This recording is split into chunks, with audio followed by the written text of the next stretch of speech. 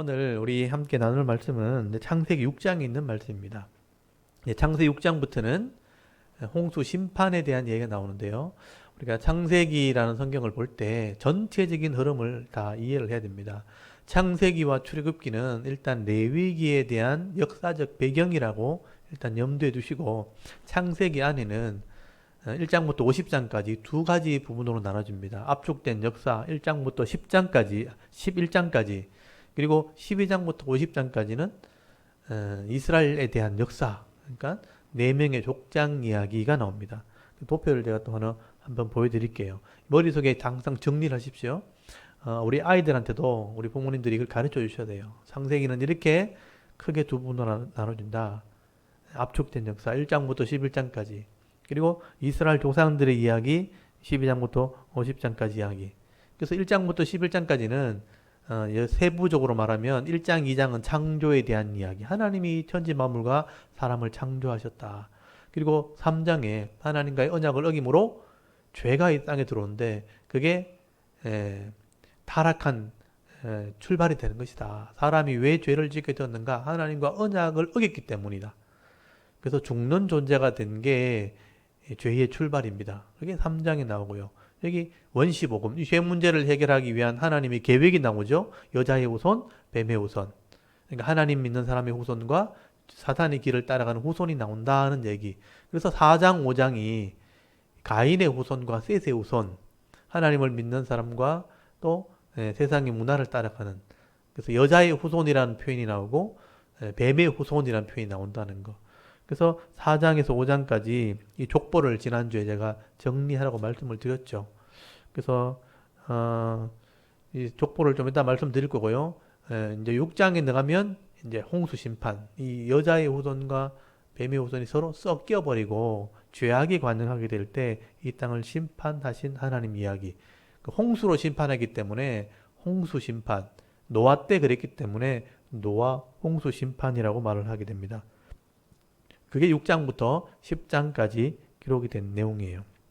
그래서 족보를 한번 보여주시면, 이 족보는 여러분이 꼭 기억을 하셔야 됩니다. 그래서 여자의 후손 중에 가인의 후손들은 죄를 짓고 관영하게 되고 세상의 문명을 발전시키고 전쟁을 하고 성을 건축하고 또 전쟁의 무기를 만들고 살인을 하게 되는, 엄난을 행하고 살인을 하게 되는 이 가인의 후손이 번성하게 될 때 여자의 후손이 나왔다는 거예요. 그래서 아벨을 가인이 죽이는 바람에 셋을, 다른 씨를 주셔서 하나님이 셋을 통해서 노아 시대까지 나오죠. 그래서 이 아담의 족보 10명, 아담, 셋, 에노스, 게난, 마할랄렐, 야렛, 에녹, 무두셀라, 라멕, 노아 10명을 머릿속에 꼭 기억하시고요. 이거는 아이들한테 늘 이렇게 기억할 수 있도록 암송하시면 좋겠어요. 이게 정리가 되면요, 성경 전체가 정리가 됩니다. 그래서 아담, 셋, 에노스, 게난, 마할랄렐, 야렛, 에녹, 무두셀라, 라멕, 노아까지. 그래서 노아 홍수 심판으로만 해서 홍수 이후에 셈, 함, 야벳 중에 함이 뱀의 후손, 죄를 짓는 후손으로 발전하게 되고, 셈이 여자의 후손, 하나님을 예배하는 후손이 됩니다. 그래서 셈의 10대 손이 아브람까지, 셈, 아르박사, 셀라, 에벨, 벨렉, 루, 수룽, 나울, 데라, 아브람. 요걸 꼭 머릿속에 외우시고요. 창세기 진행할 때 요걸 다 외우시면 좋겠습니다. 그리고 오늘 6장에 넘어가면 이제 그 후손들이 서로 섞이게 되는 일들이 벌어지게 되었다라는 얘기를 하게 돼요. 여러분 6장 1절 한번 보십시오. 창세기 6장 1절에 보시면요, 하나님이 땅 위에 사람이 땅 위에 번성하기 시작할 때에 그들에게서 딸들이 나니라고 말씀을 합니다. 그래서 사람이 번성하기 시작할 때 딸들이 나왔다. 여자로 이제 표현되어 있지만 사실은 죄악이 관영한 사람들을 얘기하는 거예요. 그래서 2절을 보면 정리를 합니다. 하나님의 아들들이 사람의 딸들의 아름다움을 보고 자기들이 좋아하는 모든 여자를 아내로 삼는지라. 여러분, 자기가 좋아하는 여자를 모두 아내 삼는다는 것은 음란을 얘기하는 거예요. 아내는 한 사람밖에 없는 거예요. 근데 엄행하게 되었다. 그래서 여기 하나님의 아들들이라는 표현과 사람의 딸들이라는 표현 때문에 서로 이제 해석이 여러 가지가 나뉘기도 하죠. 이 하나님의 아들들이 누구인가? 그리고 사람의 딸들은 뭔가? 그래서 이제 이걸 대표적으로 이 하나님의 아들들을 사람으로 보지 않고 천사로 영적인 존재로 보는 사람도 있습니다. 그래서 사람의 딸들을 일반 인간으로 보고 하나님의 아들들을 천사로, 사실은 이 성경에 보면 선사를 표현할 때 하나님의 아들이라 하나님의 사람이라 이렇게 표현한 적이 많거든요. 그래서 그렇게 보시는 분이 있어요. 그리고 특별히 거기 4절에 보시면 네피림이라는 존재가 나올 때 여기 그 후에 하나님의 아들들이 사람의 딸들에게 들어가서 자식을 낳았다 이런 표현 때문에 네피림이 천사와 사람이 서로 결혼해서 낳은 아들일 것이다 라고 주장하시는 분들도 있습니다. 그래서 이 하나님의 아들들을 천사로 보고 그 천사들과 사람과 결혼하게 되는 그런 과정들이 있었을 것이다. 그래서 네피림이라는 존재가 나왔을 것이다. 그래서 영적인 존재와 사람이 결합되었을 때 이런 특별한 능력이 있는 존재들이 나왔는데 그걸 네피림이라고 했을 거다고 주장하시는 분들이 있어요. 사실은 이런 학설이 만만치 않습니다. 거기서 일반 사람보다 영적인 존재가 되었으니까 더 힘이 있고 강력한 존재다. 그런 후손들이 분명히 있었을 것이다 하고 해서 지금 그리스나 이런 로마 신화에 보면 제우스라든지 사람의 모양을 가진 신적인 존재들이 있잖아요. 여기서 나왔을 것이다 하고 그렇게 추정을 하는 거예요. 신화의 이야기가 된 거죠. 성경에서 말하는 신화적 이야기가 됐다. 이런 천사와 사람이 결합되었을 때 이런 신적인 존재가 나와서 능력을 나타내었을 것이다 라고 해석을 하시기도 하고 주장을 하시는 분도 있어요. 저는 일부의 해석자들인데 그러나 전통적인 해석은 그렇지 않습니다. 전통적인 해석은요, 이 하나님의 아들들 한 표현이 그 당시 하나님을 섬기는 사람들이었을 거다. 그래서 셋의 후손으로 보고요. 그리고 사람의 딸들은 가인의 후손들, 죄악이 관영한 그런 사람들을 이야기했을 것이라고 보는 게 전통적인 해석입니다. 왜냐하면 실제로 하나님을 섬기는 그런 후손들을 하나님의 아들들이라는 표현이 성경에 굉장히 많이 나옵니다.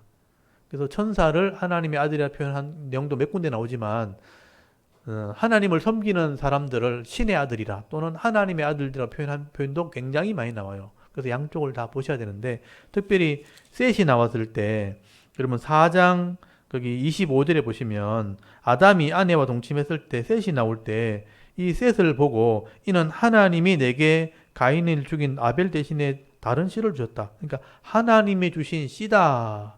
이런 표현을 하고 있죠. 그래서 이 하와 입장에서는 하나님께서 내게 주신 아들이 셋이다. 그래서 하나님의 아들들이란 표현을 하는 게 일반적인 해석입니다. 그래서 이 하나님을 섬기는 아들들과 세상의 죄악이 관영한 이런 세상을 상징하는 딸들이 서로 섞이게 되는데 욕심을 부려가지고 이 믿음을 가진 사람들이 한 아내만 원래 두는 게 맞는데 여러 아내를 자기 아내로 삼으려고 하는 음란이 일어나게 되었다고 보는 겁니다. 그래서 여러분 예수님께서도 해석을 하실 때 제자들이 말세, 종말에 대한 얘기를 물어볼 때 말세는 노아의 때와 같을 것이라 하는 표현을 쓴 거예요. 이 말세가 되면 하나님을 믿는 사람들이 세상 사람들과 막 섞이게 되고 죄악이 관영하게 되는데 마치 노아의 때 같이 하나님을 섬기던 사람들이 세상을 죄를 짓는 후손들과 서로 아내를 많이 취하고 그래서 먹고 마시고 서로 시집가고 장가가고 이렇게 표현됐거든요. 음란함을 그렇게 표현해놨습니다. 그런 시대가 되었다라고 말씀을 하게 되는 겁니다.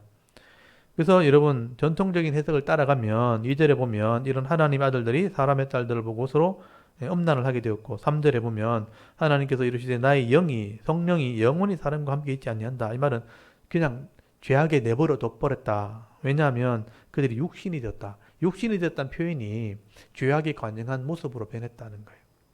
여호와 이름을 불렀던 그런 사람들이 하나님을 섬기던 사람들이 이제는 죄악에 관영한 모습으로 변질되었다. 하나님이 그냥 내버려 두었다.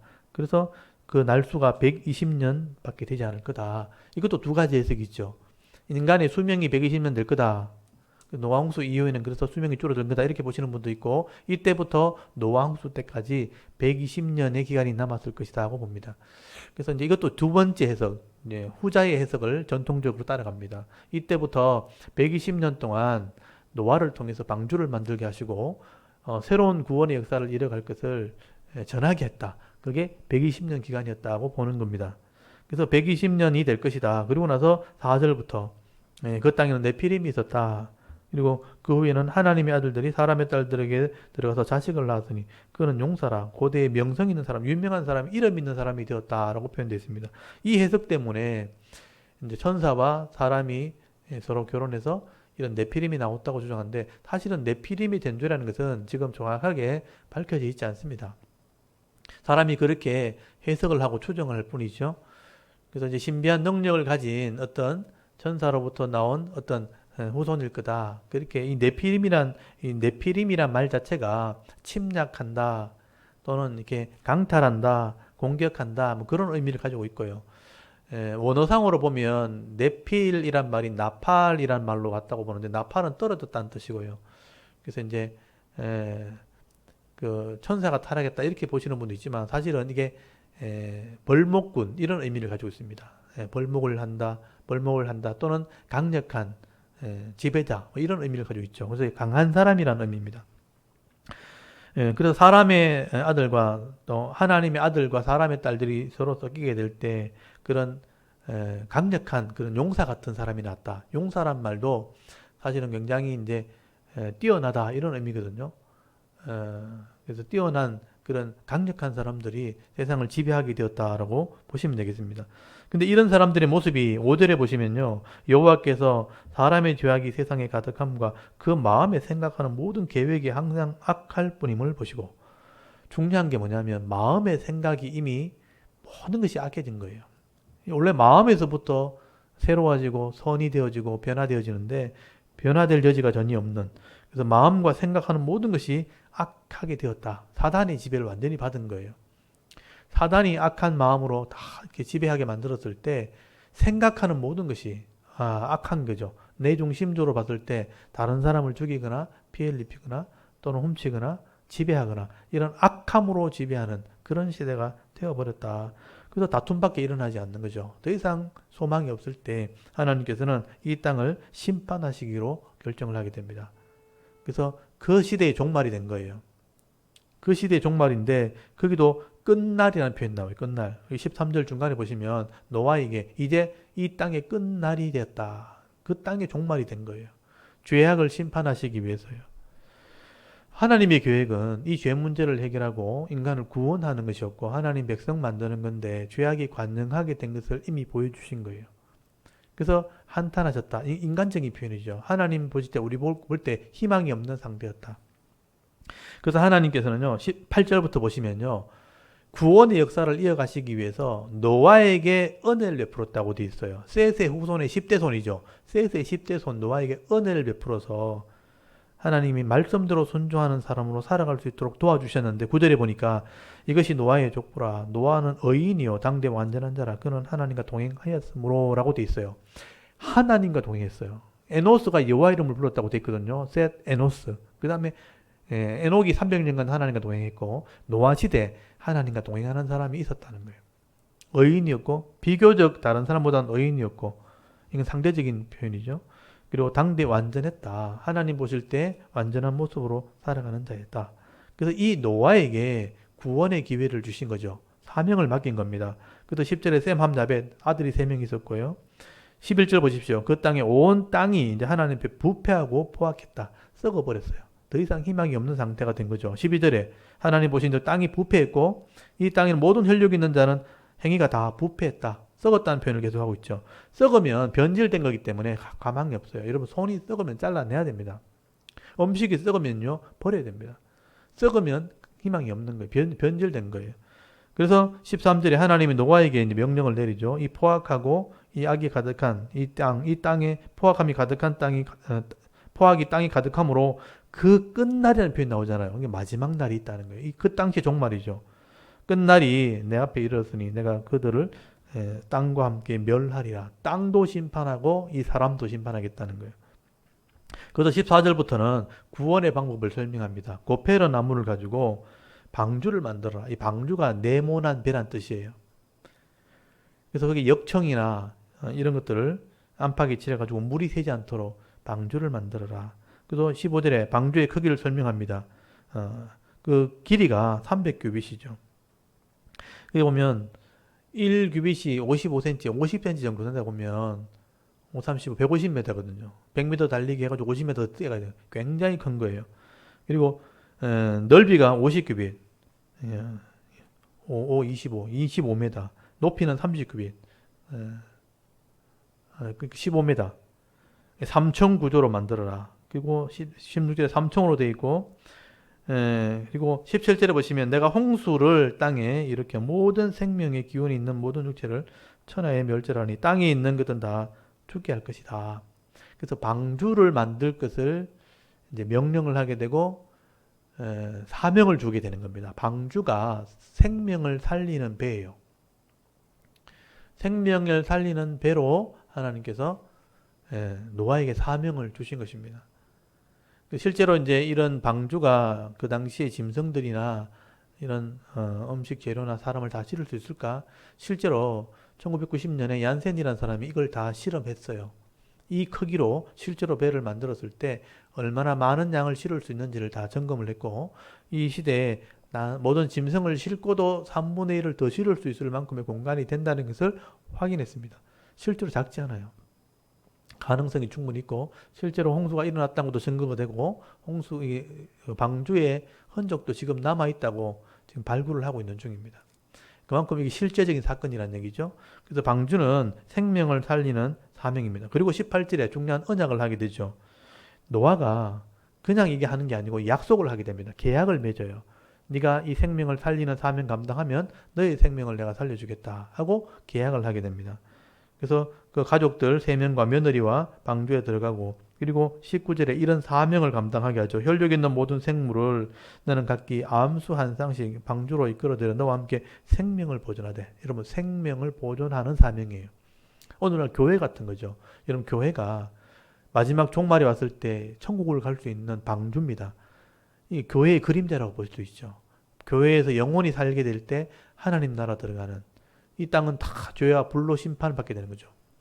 심판받는 곳에서 건지는 역할, 생명을 살리는 역할을 하게 되죠.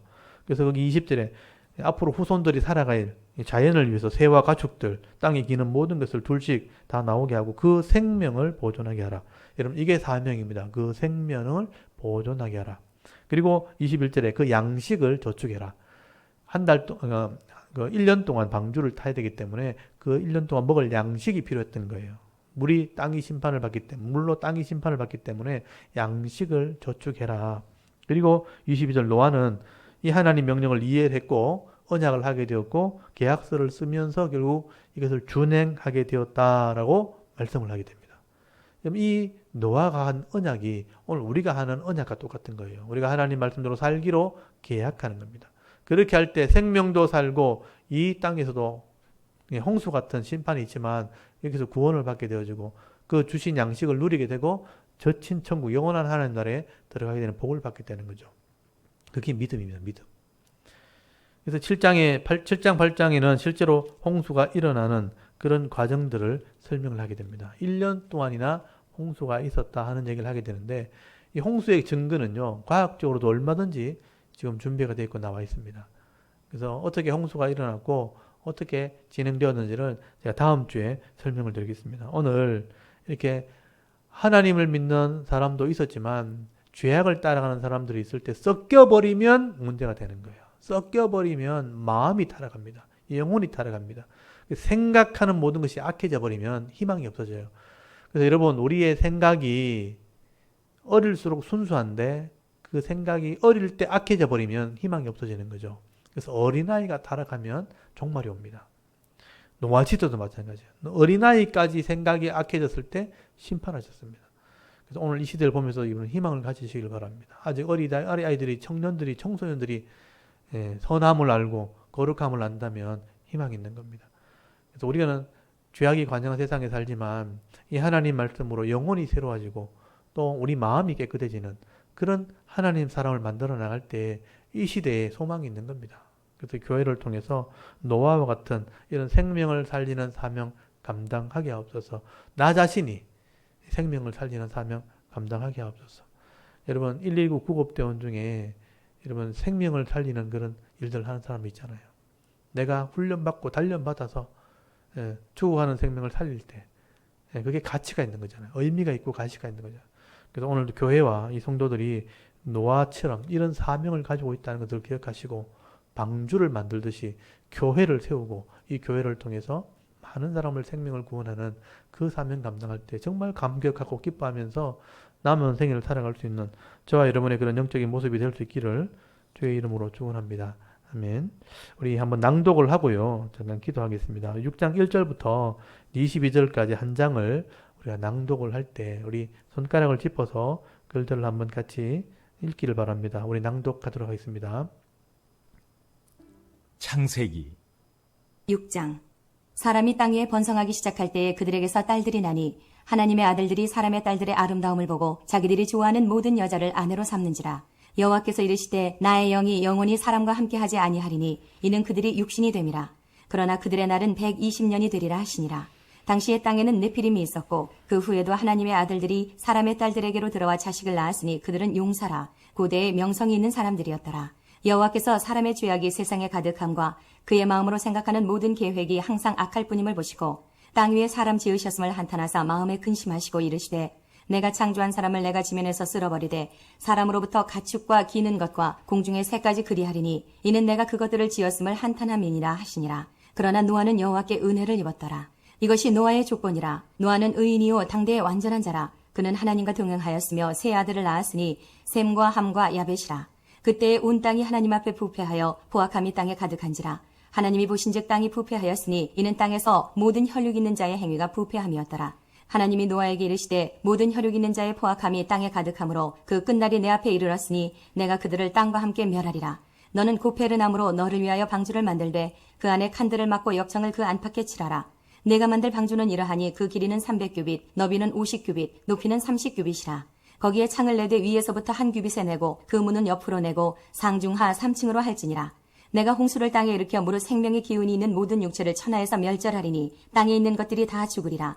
그러나 너와는 내가 내 언약을 세우리니 너는 내 아들들과 내 아내와 내 며느리들과 함께 그 방주로 들어가고 혈육 있는 모든 생물을 너는 각기 암소 한 쌍씩 방주로 이끌어들여 너와 함께 생명을 보존하게 하되 새가 그 종류대로 가축이 그 종류대로 땅에 기는 모든 것이 그 종류대로 각기 둘씩 내게로 나아오리니 그 생명을 보존하게 하라. 너는 먹을 모든 양식을 내게로 가져다가 저축하라. 이것이 너와 그들의 먹을 것이 되리라. 노아가 그와 같이 하여 하나님이 자기에게 명하신 대로 다 준행하였더라. 아멘. 여기까지 한 장 오늘 말씀을 이렇게 마치고 다음 주에 홍수의 실제적인 사건들을 함께 나누도록 하겠습니다. 오늘 이 말씀 이렇게 붙들고 우리 성도들이 함께 기도했으면 좋겠습니다. 지금 우리 13분이 예배 참여하고 계신데요. 우리 이 노아처럼 당대 의로운 사람, 또 완전한 사람, 하나님과 동행하는 사람이 우리의 모습이 되어야 됩니다. 그래서 이 시대는 불로 된 바다와 같은 심판을 받게 될 거예요. 세상에 죄악이 가능하게 되어질 때 그 시대가 점점 가까이 오는 거죠. 마지막 때 오늘 13절에 있는 것처럼 그 끝날이 얼마 남지 않았습니다. 그래서 그 심판받는 세상에서 생명을 구원하는 역할을 우리가 해야 되는 거죠. 우리 죄인들을 하나님 옆에 죄인을 고백하고 십자가의 보혈로 정결케 되어서 이 땅에서는 성도의 복을 받고 영원한 천국의 복을 받는 성도가 되게 없어서, 그래서 많은 사람의 생명을 구원하게 없어서 이 땅이 결핍한 세상, 늘 부족한 세상, 죄악이 가능하기 때문에 땅이 심판받은 땅이기 때문에 늘 질병의 고통, 재난이 있는 땅이고 고통이 있는 땅입니다. 이런 질병과 고통에서 우리가 이기게 하옵소서. 또 질병이 병 걸린 사람도 있고 또 고통 가운데 힘들어하는 사람도 있고 죽음의 두려움 때문에 힘들어하는 사람도 있지만 이런 것들 믿음으로 잘 이겨나와서 이 땅에 있는 동안 행복함과 즐거움을 누리는 그런 성도들이 되게 앞서서, 그래서 우리 가족들이 그 은혜를 누리고 알지 못하는 자들에게 전하는 이 방주의 역할, 복음을 전하는, 생명을 구원하는, 생명을 살리는, 보존하는 역할을 감당하게 하옵소서. 그게 가치 있는 인생입니다. 그 가치 있는 사명 감당하고 일주일 동안 승리의 삶을 살게 달라고 각자를 위해서, 가족을 위해서, 또 교회를 위해서, 우리 성도를 위해서 한번 기도하고 예배를 마치겠습니다. 다 같이 하나님께 한번 기도드리겠습니다. 하나님, 오늘 이렇게 성경 낭독 시간에, 오후 예배 시간에